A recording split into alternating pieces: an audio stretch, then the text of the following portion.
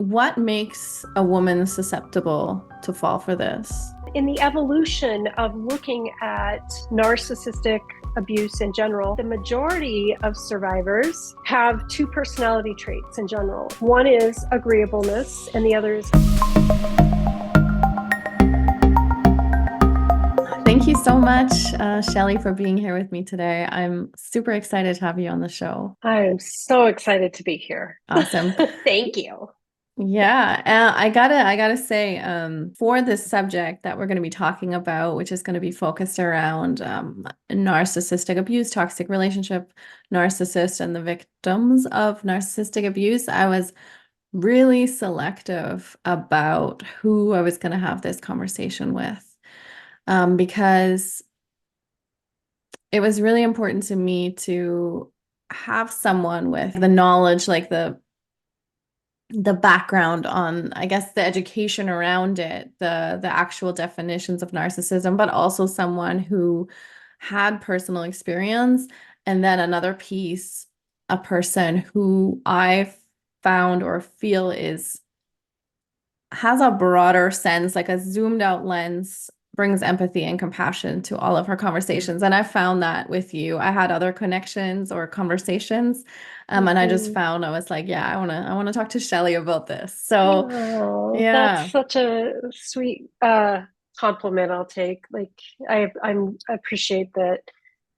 Um, yeah, just connecting on all those levels for sure. So Yeah. I'm excited to have this conversation. Yeah, me too. So yeah, I wanna start out with asking you, the term narcissist, and especially I think the last kind of 5 years, is kind of everywhere and anywhere on social platforms in regular conversations. And I hear it being, I'm going to say, thrown around a lot. It's become such a buzzword. I would like to know why do you think it's become such a buzzword? Why do you think it's being talked about so much? Why has it become such a buzzword? Well, I think the easy answer is that we have social media and the internet, and many things become buzzwords or buzz topics with that. But I don't think it's just because it's a hot, popular, hashtag on social media. I think that narcissism has been in our world for a long time, forever, probably. Um, there are many narcissistic qualities of living in a country, in countries where there's a patriarchal or capitalistic kind of way of being in the world. Those kinds of philosophies or cultures often feed narcissism or come from more of a narcissistic lens. And that is not what we're here to talk about today. So I won't even that's such a big subject that Mhm. Yeah. I won't touch that one. But I think it's important to just acknowledge this isn't just about some people on social media saying, oh, my ex is a narcissist. We live in a narcissistic society. I know you're in Canada, I'm in the United States. So when I say we, I definitely am in, talking about the United States, but there's a lot in the world too. Hmm. Um, so I think we are talking about something that maybe we have all seen or experienced in different ways in our lives, but we maybe didn't have a way to describe it or to identify it. And now you know, we're seeing it more. We see it pop up in politics. We see it pop up in laws and so many different ways of ways that we see grandiosity and superiority, like my way is the only way. And I'm going to control what you do, how you say it, make you feel bad for the way that you are. There's a lot of those dynamics. But Hmm. coming down to the microcosm of relationships and what we're really here to talk about today is that, again, I think that women and men are abused as well. But if we talk about women and intimate partner violence, the statistics show that primarily this is women being abused. But in no way am I trying to just make this all about women as victims. But we have been abused in this way for a long time. And the domestic violence field has been going through many evolutions since the 60s and 70s when the grassroots movement started. And we looked at this as domestic violence and women being harmed by their partners. But now so narcissistic abuse is one type of intimate partner violence or domestic violence. It is not all of it. So it's important to know that. And I think because of social media, because of Google, the internet, we can start Googling, like, why is my boyfriend, why is my partner, why is my girlfriend treating me this way? Or what, and you start to go down this rabbit hole when things feel crazy and out of control. And all of a sudden you start finding, oh, this sounds like narcissism. So I think it's something that it's been a little more quote unquote viral in the last couple of years, because more people are finding the ways to identify what's happening in their relationships. And this could be in your family that there have been narcissists, or in your, friendships, work relationships, and our intimate partner relationships. So some of us jump on the bandwagon and assume people are narcissists when they actually aren't. And it's just a way to explain poor behavior. I know we'll get a little deeper on this here today, about what narcissism really is. But I think some of it is just extremely validating, that we can say, oh, this is what's been happening to me. And I never had a word for it. So that's kind of my long explanation for why it's become such a buzzword. Yeah, and I think too, on the for women that are in these toxic or abusive relationships, whether that's emotional or physical, or the different types of abuse there is, when you can find something that validates your experience, that's really helpful. And also, humans love to have a label for things. So to have a name for things as well, I think that's like, oh, well, this explains what's happening. Right. Yeah. So can you give us, like, what is what is the definition, if you can give it in simple terms? I don't know. What is the definition of a narcissist? What is a narcissist and what is it not? Or what are they not? Yeah. Well, so I'm going to try to do this more in just not so clinical terms, because there's, in the mental health world, we have the DSM-5, which is our kind of our manual that helps us know how exactly to clinically diagnose somebody. And I'm not going to go into all of those, even though I'm going to highlight the aspects that are in that actual diagnosis. The first thing that I want to say is that narcissism falls on a spectrum. And we all have a little bit of narcissism in us. It's called ego. And we need to have some degree of being self-focused, self-centered, in a kind of, again, seeing that on a spectrum. Like there is a degree of that. And there's one end of the spectrum and the other. And people who meet a clinical diagnosis for narcissistic personality disorder are over here on one end of the spectrum. So this is another reason why I think, going back to why is this such a buzzword these days, I think we also see a lot of people that have a lot of narcissistic traits, but maybe they don't meet the full criteria to be diagnosed as a narcissist.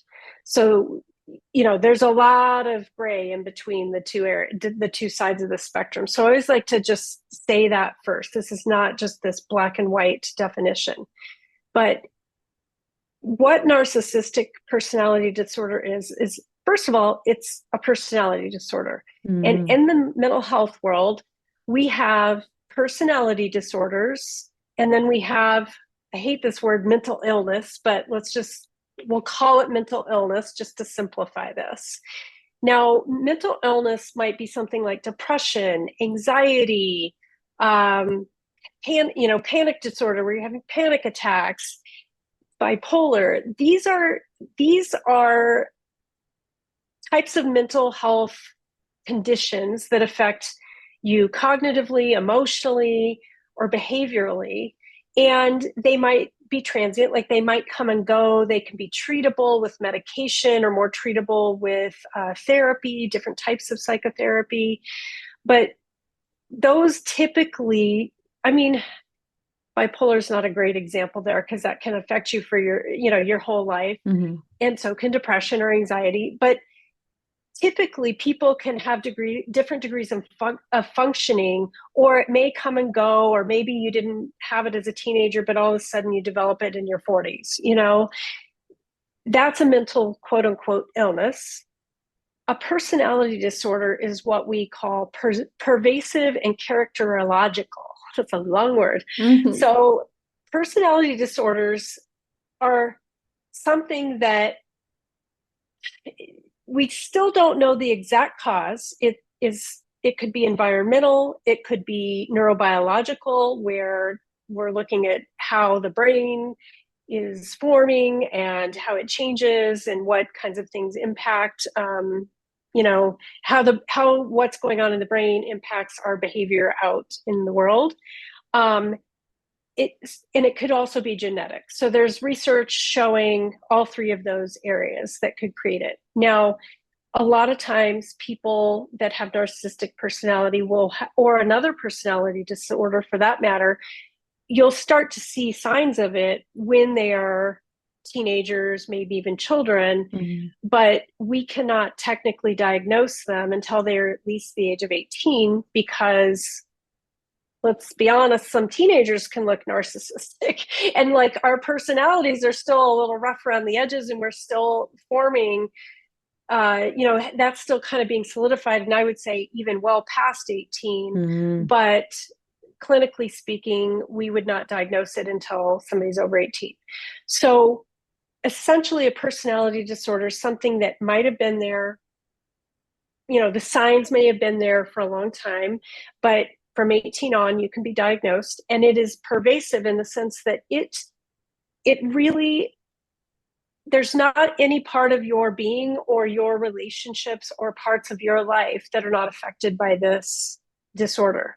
So your relationships in all realms, whether it's at work, intimate partners, your children, your parents, your friends, it will somehow have an impact on those relationships over time. And this is tricky with narcissists because sometimes they can function really well in certain areas. Like they might be a super successful CEO of a company and still be a narcissist. And the closest people to them might recognize the behaviors, but no one else would know, because they seem just like they've got it all together.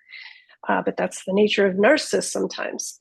So it can be, but typically it will start to affect all the areas of their life. Like somebody that's depressed might be able to get up and go to work every day and then come home and be on the couch at night, and nobody may recognize the depression there, but it's not, they go to work and sleep on their desk all day, Mm-hmm. whereas a narcissist is going to be a jerk at work and at home. Mm-hmm.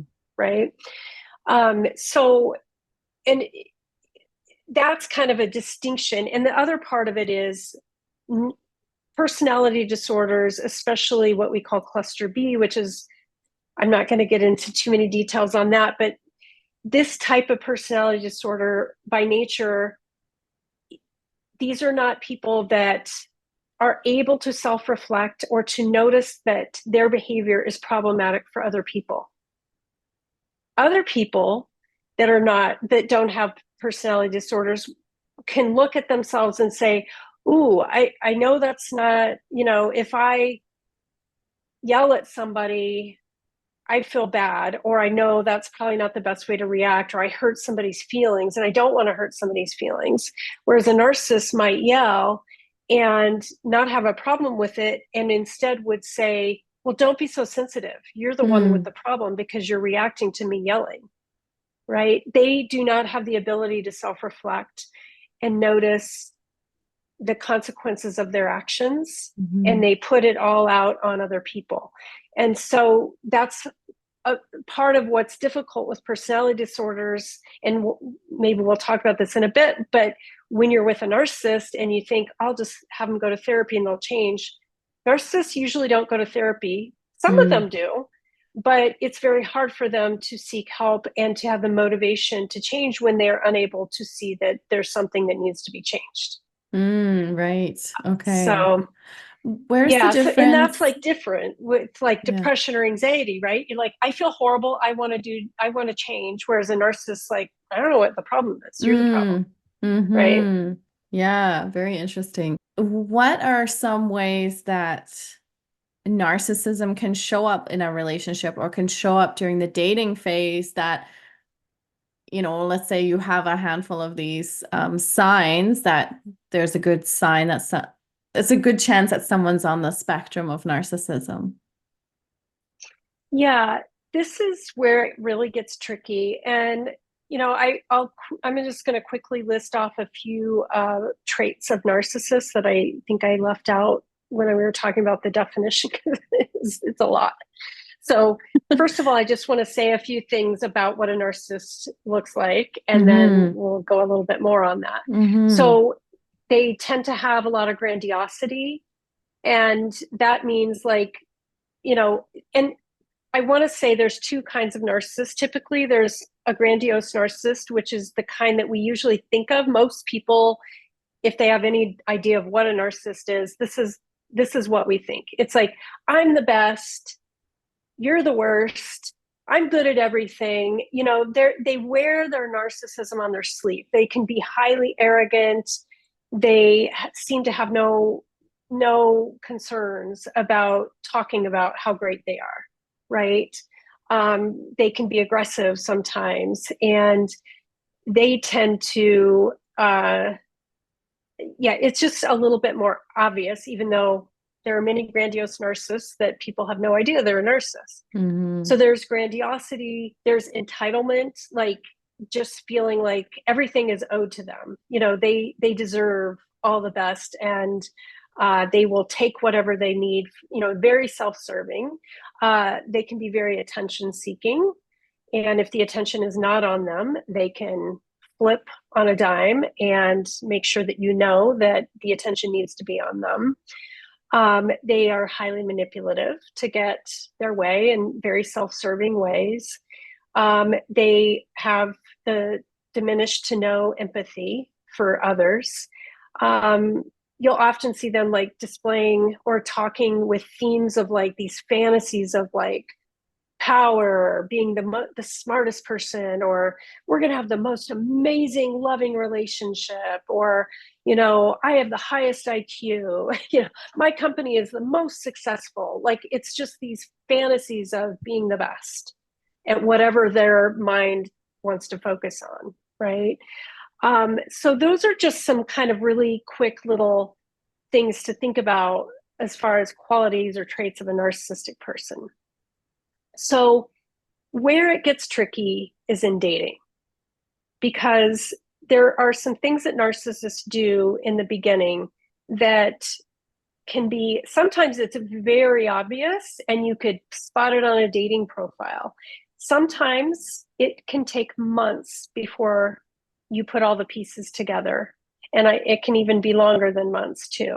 And I will say, as a therapist who works with this, I have been bamboozled by more than one narcissist, because they can be so good at Mm, masking what's going on. And we can be so blinded by it because of certain traits and things that we have that will make us overlook the red flags. So mm, we can get to that here in a mm-hmm. minute, but some things to look for. Let's talk about obvious here when you're dating. one of the terms, that I'm guessing a lot of people have heard if they're listening to your show, but maybe not.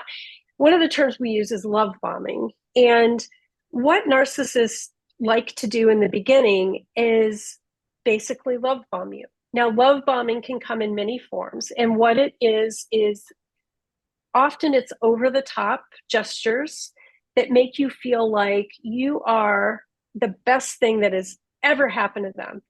You are like within a few weeks, they're, here's the over the top. Like within 2 weeks, they want to move in, you're soulmates, they love you. Nobody's ever got them the way that you get them. And it's constantly wanting to be in contact with you. Like maybe they're taking you out to nice dinners, buying you flowers, everything. You seem to have everything in common. Like you're having all these deep conversations, and your Aunt Judy, had her cat, that had cancer. Oh, my grandma, whatever, had the same thing. I mean, it's just all these little details that all of a sudden you're like, this is so good, it can't be true. So what they do in the beginning is they mirror you, and they will very intently, when they are trying to find a target, and this is something that people don't believe, but this is true, they target their prey. And you are so bamboozled by all the love and attention that you're receiving that you don't realize that they're actually targeting you. And they want you because they see you as easy to be manipulated, and agreeable, flexible, and full of empathy. There are all these traits that they look for. And is that what they're And seeking for themselves? Like, what is their intention yes, when they are hunting their prey? Like, what do they get from it if they're in a relationship with you? well, they want a source of supply, is the easiest thing to say. Excuse me. And supply is whatever's going to feed their ego. So there's different ways that this can look, and it's all about what they believe is going to make them feel good. So what one narcissist would love might be completely opposite of another one. So it could be, quote unquote, a high value target. So let's say you're this uber successful public person, and they're like, ooh, I want to be with her because then I'm going to be the super successful, famous person's partner. So I'm going to, do everything I can to get into this relationship because then I can have the same level, that's going to feed their sense of superiority, their grandiosity. And they could also be thinking like monetarily, like what money could I get out of this person? So it could be something like that. It could be that whatever it is in their brain that they value, that they like, it could just be that they love to, they're an athlete, they like to be athletic and do all kinds of outdoors things. And you are like over the top athletic as well. And so, great, I'm going to look really good because I have this person that can run triathlons with me. So it's how they are then perceived being with you, how others look at them? That is definitely one of the ways. Yes. Okay. Other ways are that you will feed their, so like covert narcissists are really good at seeking people who will totally take care of them and almost regulate their emotions for them so they can be extremely needy. They will talk about trauma or all the bad things that have happened, and they will play on your empathy and will kind of pull you in that way. Like, this is my supply. Like, they're going to make me feel good about myself all the time. Or if I'm dysregulated, I can turn to them as my little mini therapist, and they will come and, make me feel better every time, right? And So that's another way. and as you're saying Go that, ahead. with I think what you said, abuse, like women are greatly affected by abuse, more so than men, and with narcissism as well. And it sounds like what you said, like if we're natural caretakers, we're natural nurturers, we want to help, we want to do these Yes. things. So then if you're on the one hand, if you're getting all this affection, like I love you, you're the best thing that's ever happened to me, gifts and whatever, and then this person is opening up and sharing all their sorrow, well, this is where you can step in and like take care. So I could see if you're not Yes. self-aware or confident or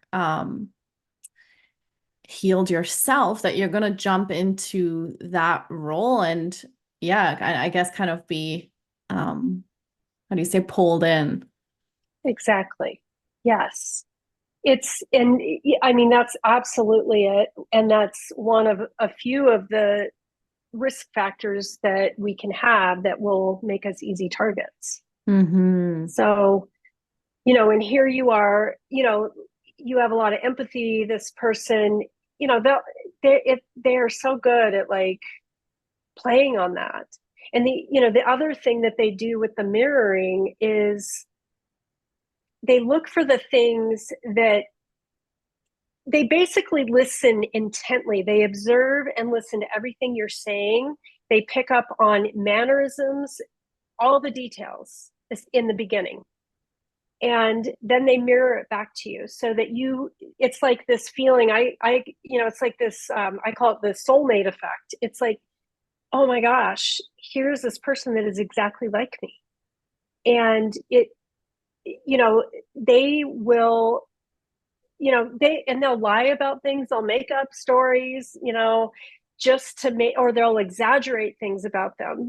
They might, I mean, some of it's just crazy. Like you might be totally into yoga and they're like, oh yeah, I go to yoga all the time, and they talk it up, and then you're like, well, let's go to a yoga class, and they keep having excuses that they can't go, and then finally you go and you're like, this guy's never been to a yoga class. Mm-hmm. Like all of a sudden you're like, this was not true. Wow. So they will make up stories to try to pull you in, knowing what you're interested in and what you like. Right. And again, like eh, just how challenging it would be to spot this, because in the dating phase, like if we're attracted to someone and they're showing attraction to us, of course you're going to go with that feeling. And there's natural mirroring as well. Like we all mirror each Right. other. So I could see it just Exactly. being so challenging to spot or see any red flags at this point. So I want to ask you, Chelli, are you able to share some of, from your own experience, kind of how that showed up for you and how you got reeled in? Yeah. Yeah. Um, you know, I have had enough dating encounters to be able to look back and say there were some that I mean, it was extremely obvious to me, and those I could like be done with, like some of the just textbook narcissists, they're obvious to me because I do this work. But there were so many that it took me a while. And Mm, I'll, always in retrospect, I could look back. There was never a time where I couldn't look back and say the red flags were there in the very beginning. mm, I just didn't notice that they were red flags, or until I had enough of the puzzle pieces put together, it didn't make sense. So, an example is dating somebody who, well, let me pull in a little side note here just to kind of understand how our risk factors play into this. mhm. So, I don't know if you've talked much about attachment styles on your podcast, but I have an anxious attachment style. I'll say a recovering anxious attachment style. And for anybody that doesn't know what attachment styles are, if you're wanting to learn more about yourself and your relationships, I highly recommend you look up attachment styles and the book Attached by Amir Levine, it's life-changing. So I'm just going to say attachment styles, and this is for people that might know this. We all have an attachment style, and it just describes the way that we relate in relationships. Somebody like me with a more anxious attachment style can be anxious with a partner who is distant, pulling away, inconsistent with talking or connection. And so I start I'm dating somebody new and they are extremely consistent and reliable and they want to talk all the time. And this is the love bombing. It's calming my nervous system. So I'm like, oh, this isn't somebody that says, oh, let's go out Friday, and then they ghost me for a week. This isn't somebody who doesn't text back for 3 days. This is somebody who is texting me and wants to talk all the time. This is somebody who is actually seems like they're super emotionally connected and have done all this personal growth work. They want to talk and be self-aware. Well, this person was mirroring me because I am a therapist and that's who I am as a person. And he had some of those qualities too, but it was this crazy like building of being vulnerable with each other and what I thought was being very authentic and emotionally connected. And some of it was truly, he was just mirroring what I was doing, but he was really good at it. And then, as things, so this set the stage immediately, but it wasn't like,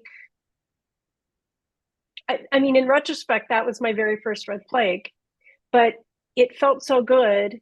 And it was so different from all the experiences that you usually get when you're doing online dating, And I'm like, oh, this person seems like he's got emotional intelligence, like he's vulnerable. There's all these things going on. And yet there were red flags along the way that started to increase. Like we would go out in nature and he would say, I need you to take your makeup off. I don't want you to wear any makeup when we're in nature. And that right there should have been my reason to run. But he did it in a way that was like, you're beautiful. Let's just be natural. And it's not that I wear a ton of makeup anyway, but that was my body and that was my choice. And one day I said, no, I want to at least have a little bit on. I feel more comfortable. And he made me take it off. And I turned that around in my brain as like, oh, he's just helping me be comfortable with myself. And instead it was actually a form of coercive control. And so there were these little pokes at me along the way that just continued to increase, but they were always veiled in this, I care for you. And, like it was a way to manipulate to get his way, but my anxious attachment that was conflict avoided and at that point was hooked, into this relationship in every way. And also the personality traits that we'll hopefully get to here, being an agreeable person. You overlook red flags. You're very compassionate, full of empathy. He's had trauma. I'm a trauma therapist. I understand. I can handle this. He's just reacting from his trauma. There's all these things that we could do. And this was when I was well into my experience. I had several experiences with narcissists and I didn't see it. And this person was a covert narcissist. And it was such a different presentation than the grandiose narcissist that it completely caught me off guard. It was just devastating when I realized it. So when did it start to unravel for you? Well, again, the red flags were there from the first contact that we had. And I started to notice these things, but I wrote it off as he's quirky. There's something different about him. And there were so many, what I thought were positive things that kind of made up for some of these incidents. And I think maybe within a year, I was definitely having more concerns, but we proceeded and we went to therapy. Like there was a lot of things that were going on in the background. But it took me about 4 years of being with this person and then realizing what was really going on. I mean, I had realized long before and I had to find a way to leave. But, it escalated into a lot of very severe emotional and psychological abuse and gaslighting and control. Never any physical violence. They can never lay a hand on you and be abusing you like crazy. Wow.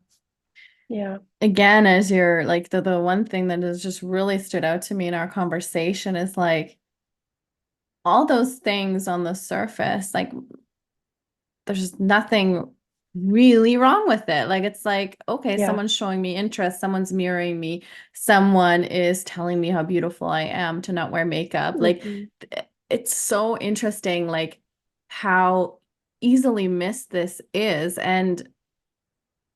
or this could be, and especially if you're anxiously attached. And I believe that a lot of women are anxiously attached. Almost every woman I've spoken to, if we talk about attachment style, they're anxiously attached.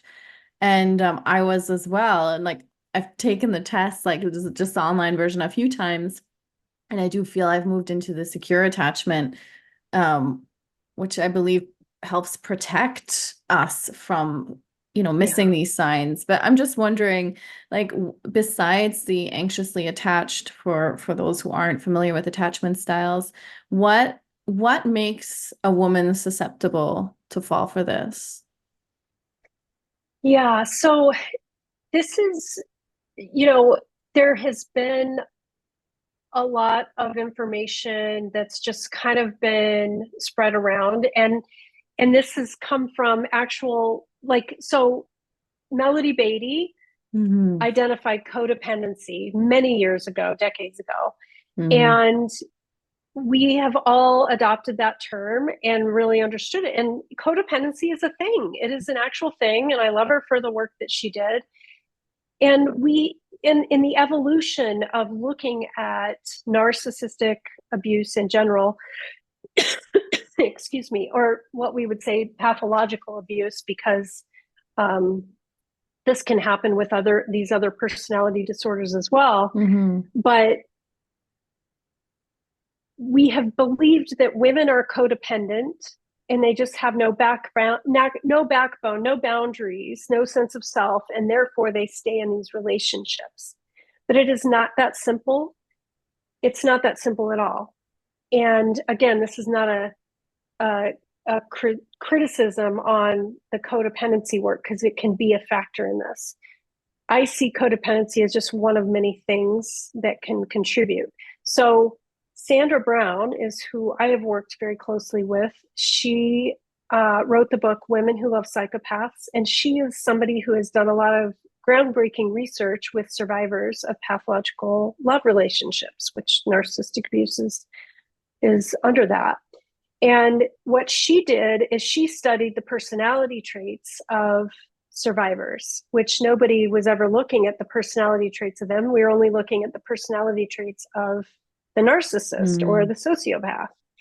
And what her research found is that the majority of survivors, women survivors is who this was done on, have two personality traits in general. One is agreeableness and the other is conscientiousness. And so it was 63% of this group she did the research on had those traits and did not have significant previous trauma, or what we call ACEs. So those are adversive childhood events, like that we use. It's a big research study that helps us see, like, if you had these certain stressful events in your childhood, then you're going to go on and have health problems, or it predicts things later in life. But anyway, these people did not have existing trauma didn't come from backgrounds where there was domestic violence growing up. And usually that's what we thought is, oh, they just come from childhood trauma. They probably had domestic violence that they witnessed and so and so. But no, these were very, let's say, I quote unquote high functioning, but that's such, I don't like that term. It's too judgy, but doing well in the world, not being led by a lot of trauma. And they got sucked into these relationships. 37% did have what we call like more typical codependent type patterns, pre-existing childhood or earlier abuse, or high ACE scores, which are, these stressful events or traumas. And so what is important to note about this is with agreeableness. So there's a personality test that you can all go take for free online. It's the Big Five personality test. This is one of the most widely researched quiz things that we've looked at in psychology. And there's 5 big areas of personality traits. And agreeableness is one of them. People that are agreeable tend to be very flexible, forgiving, very compassionate, have a lot of empathy. They will give you a million chances to get it right. These are like empath. Like if you consider yourself an empath, I would be willing to bet you have the agreeable personality trait. Mm-hmm. That's the trait that gets you into the relationship because Mm-hmm. you're just agreeable with all the red flags and all the bad behavior. You just keep going with it. And then conscientiousness is what keeps us stuck. Conscientiousness is about, this is often people with a lot of strong values and integrity, a lot of moral, like leading from, strong morals, what's right and wrong. They can be very goal and success and commitment driven. Mm-hmm. And so a conscientious person might have morals and values around, I don't give up easily. I've been in this marriage. I had marriage vows till death do us part, even if he's abusing me. So the conscientiousness gets you to stay. And by the way, when survivors come out and if they have high degrees of conscientiousness, they are the ones that typically have stronger degrees of trauma in the sense that they then beat themselves up the most for staying, because it went against their values, because they might also have values of like my value. I would never let a man abuse me. I will never be in a domestic violence relationship. Mm-hmm. And oh my goodness, here I am. Mm-hmm. Right. So you're like, what happened to me? I am no longer myself. Mm-hmm. So those are some risk factors. And then going back to the people who have had trauma or, grew up in homes with intimate partner violence, codependent patterns, absolutely. Those are risk factors as well. And while there hasn't been specific research on this, I've been doing my own, like from my own, decades of clinical experience in this work, and also working a ton with attachment. My experiences, and I hope someday I'll get some research to back this up, but that anxious attachment does make it a huge risk factor. And in my experience, people with anxious attachments are the most at risk in general, whether you've got those traits or not. Mm-hmm. Because kind of like what I was saying, like you are very relationship driven, and it's because there's a lot of fears of abandonment, and you get calm when you have a lot of attention and focus, and you get very dysregulated and distressed if a partner is pulling away. Mm-hmm. And a narcissist will shower you with all the love and attention and then pull away later on. You get caught in the cycle of narcissistic abuse and you are a mess, and that anxious attachment just gets amplified like crazy, and it makes it very hard to leave. Mm-hmm. Wow. Yeah, as you're talking about it, I was like thinking of my relationship history and some of the worst, most toxic relationships that I've had. And I was anxiously attached. I was codependent. I am agreeable. I am conscientious. So like I am ticking all the boxes. Yes. So and I see my relationship history, and I also see how it evolved to today, and it's night and day. So I can kind of guess what it was for me, but what in your opinion, and also for yourself, what work did you have to do, or what did you have to develop to be in a place that you're no longer attracting these types of relationships, even though like who you are hasn't really changed. You might still be agreeable, an empath, conscientious, and recovering codependent, or Yeah. what was it for you? Well, I think this is where there's a bit of a challenge. There are a lot of therapists who who might say they work with narcissistic abuse, but the truth is we don't really get the training because this field is in its infancy. And now we have Dr. Ramani, who has done beautiful, amazing work on this, and she's got a training program for therapists, thank goodness. And Sandra Brown has also done a ton of amazing work, and she also has her own training program.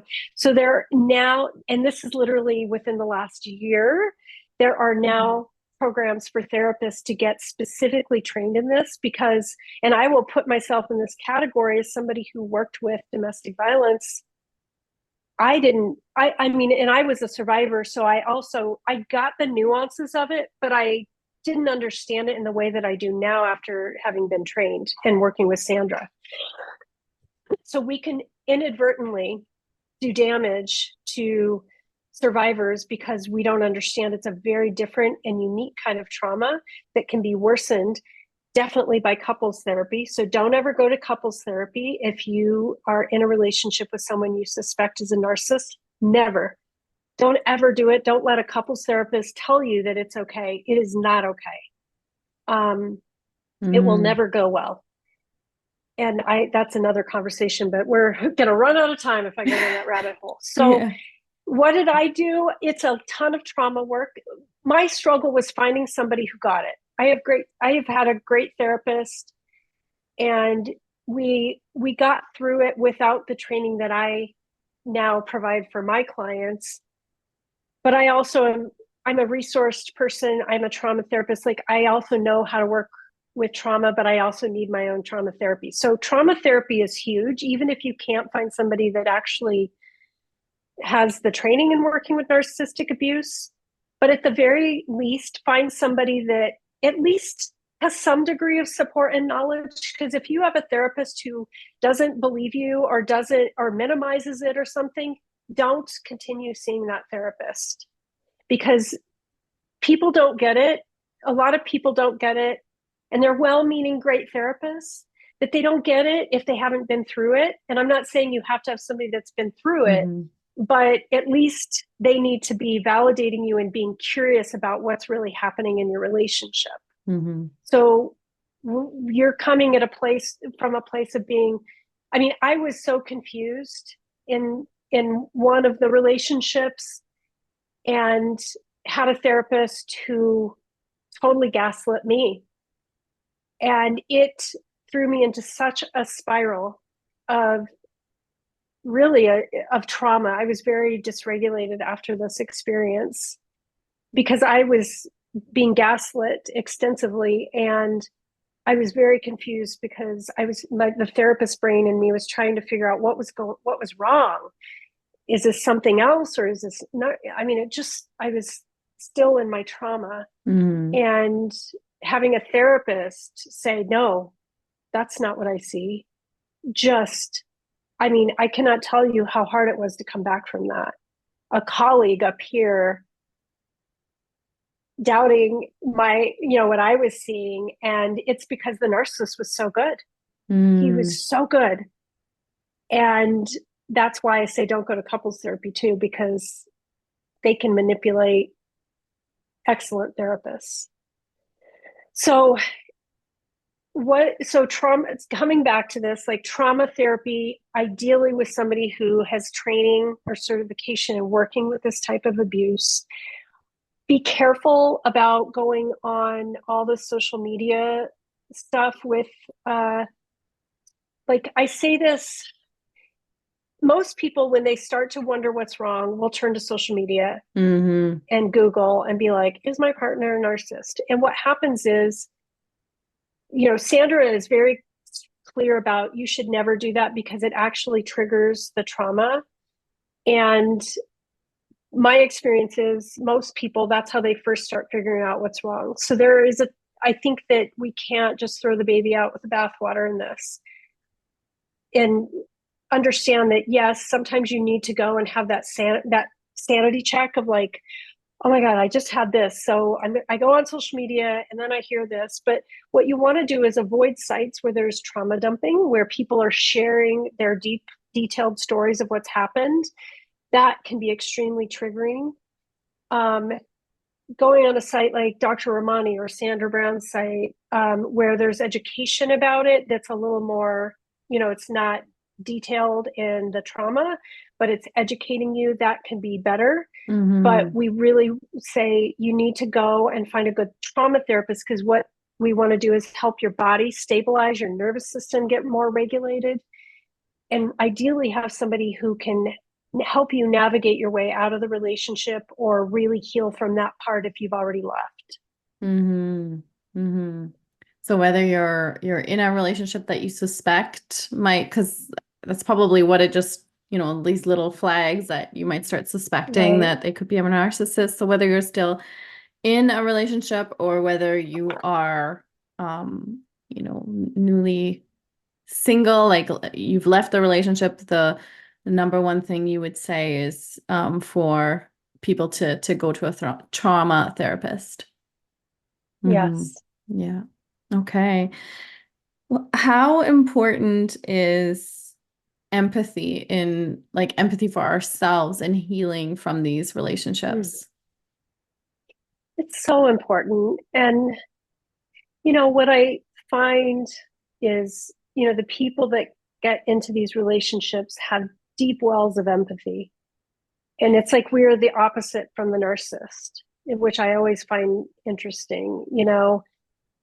It's like they need our empathy because they can't provide it themselves, but it drains our empathy.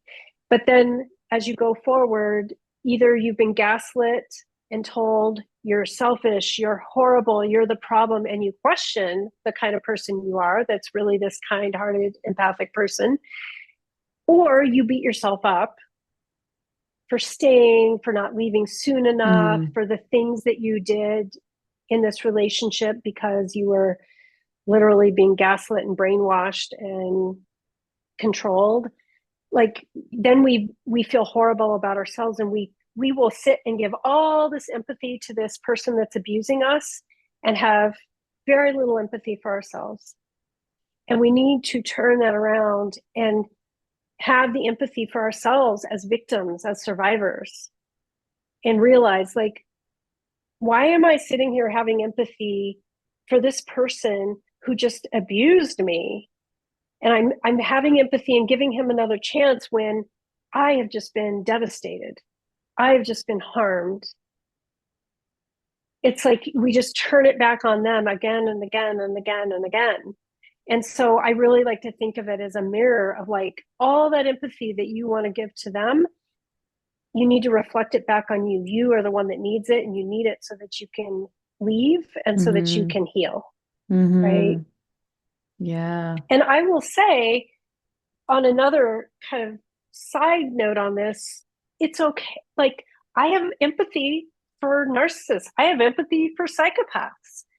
I mean, I couldn't do my job as a therapist if I couldn't access empathy for people that have behaviors that harm other people. It doesn't mean that I have to, like, you can have empathy for this abuser in your life, but it doesn't mean that you need to keep them in your life. Yes. Like, empathy with boundaries is the most important thing for you to learn. Like, if we could just make it super clear and simple, those are the two things. Like, it's okay to have empathy, but you must have boundaries and like a big fence around that empathic heart of yours if you want to be dating and be in relationships. You cannot have unchecked empathy, or it will get you in trouble. Wow. Yeah, that's really powerful. Unchecked empathy. Yeah. Wow. Yeah, and I just with whether you're a survivor of narcissistic abuse or whether you're a narcissist, And like what you said, like you've got to have empathy for everybody. And I just think every single human being, like we come from our mother's womb and we are these fragile babies, like completely helpless and Mhm. reliant on love. And like we all start out that way. And I think it's really important to remind ourselves of that we are that baby, and also, that Right. everyone is, and that self-compassion, compassion for others, and at the same Yes. time protecting yourself, protecting that fragility, with boundaries. Yeah. Yeah, that's such a good way to think of that. Yeah, because we do have that, but it's I feel like it's sad that we live in a world where I would actually have to say your empathy needs to be full with boundaries, like Mm-hmm. it's too bad. Because what a beautiful, kinder world we'd live in if we could all just display our empathy for each other. But the sad part is there's too many people that lack empathy that will take advantage of those of us with empathy. Right. Yeah. Thank you, Chelli. It's been such an informative, eye-opening recording with you. Um, Mm. is there like well, you already mentioned the trauma therapy really for anyone that's in a situation like this. Is there anything that I haven't asked you yet? Is there any piece of advice or something that you're just really wanting to share with the audience? You know, a really there's such an important part that we didn't go into, so I'm going to try to make it really simple. But one thing I want to tell people is don't it's easy to start getting down this rabbit hole of, is my partner a narcissist or is my partner a psychopath? Like, you don't have to know if they are or not. That's not your job Hmm. to diagnose them. It's helpful. It is helpful to go and look and try to figure out what might be going on, but that can be a form of what we call cognitive dissonance. What I want to come back to is that if you are questioning these things, there is one trauma symptom that you will have that is indicative that you are in the midst of a person that has a personality disorder or psychopathy that's harming you. And it is what we call cognitive dissonance. And the very short explanation for that is that cognitive dissonance is where, when you see this hot and cold, off and on Jekyll Hyde behavior from a narcissistic person, one minute they're amazing and wonderful, and the next minute they're horrible, you start to question, it starts with what's wrong with them, but then it's like, who are they? Are they good or bad? Are they kind or unkind? And then you start to question the relationship. Is this healthy or unhealthy? Is this my soulmate? Is this an abusive relationship? And then you question yourself. Am I the problem or is it him? Mm-hmm. Like, wait a second. I have values of, I wouldn't be in a domestically violent relationship, and yet I'm letting this happen to myself. When you have that back and forth confusion and you start spinning out in it, that's cognitive dissonance. And that is the one thing that, if you are experiencing that, it doesn't matter what you think their diagnosis is, you can stop going down the rabbit hole of trying to figure it out. That is your red flag that you need to get into therapy, and ideally with somebody who understands narcissistic abuse. But that's all you need to know, Mm-hmm. because that is telling that you are in the midst of this person that is having very unstable flips in their personality, their behavior, and it's causing you confusion and harm. Wow. Yes. Yes. Yeah. I just, as you're saying that, like I got shivers all over because I'm reminded to when I went to therapy in this toxic relationship, and it was exactly that point. It was where I felt so confused that I was like, I didn't know, like I would hold a red apple and I would wonder if it was red or if I was just imagining it. Yes. Like I had lost touch with my reality completely, like who I Yes. was, who's this person. I just didn't know what was right, what was wrong, just like you said, like total confusion. And Completely. that's when I went to therapy and got out. Yeah. Yeah. Mm, That's it. And that's pretty extreme, but that is what happens. The longer hmm. you stay or the more severe the abuse is, you forget what is real and what is true. Yeah. Yeah. Well, thank you, Chelli. Okay. Mm. How can women get in touch with you? I know you wrote a book, so I want, if you want the floor on that, you can tell us a little bit more about that, or just whatever you have Yeah. going on and where people can find you. Yeah, well, I assume that we'll be able to post my website because my name is uniquely spelled, but it's shellypumphrey.com. And I do have a book called Insight is 2020, How to Trust Yourself to Protect Yourself from Narcissistic Abuse and Toxic Relationships. And I go in depth on what to look for, what is a narcissist, or what are these personality disorders. But I do want to say the thing that I really like to point out in the book is what I call internal and external red flags to help you understand, like, am I dating somebody, or am I in a relationship with somebody who has this personality disorder? And the external red flags are like what to look for in a narcissist or a psychopath. But the internal are some of these things we've talked about today, like what are my personality traits that make me vulnerable? What is cognitive dissonance? What kinds of things can I notice inside of me that are my own red flags that are Mm, way more telling than trying to diagnose your partner? So the mm. book you can find on Amazon or Audible, wherever you buy books, um, or on my website, there's a link to. Perfect. I will make sure to list your website and a link to the book in the show notes so everyone can find you easily. And on a lighter note, my final question for you is what song are you dancing to nowadays? Oh my gosh, what song am I not dancing to? Um, you know, I probably the last song that I danced to was Love is My Religion by Ziggy Marley. Mm. Uh, Awesome. Perfect. yeah. I think what just came to me as well is like for women that are listening that may have been in a situation like this in the past or currently in a situation like, with your experience and where you're at today, and for me as well, like you will dance again. Like you will find your joy Yes, again. You will you find your will. spirit, your authenticity, It's possible to Mhm. live a rich, joyful, Mm, alive life after these yeah, relationships.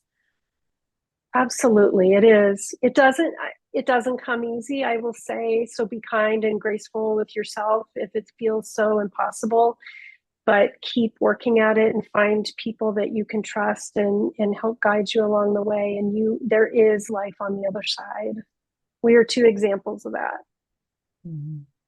Thank you so much, Chelli, for coming on today and Mm. yeah, sharing this valuable information with us. Thank you.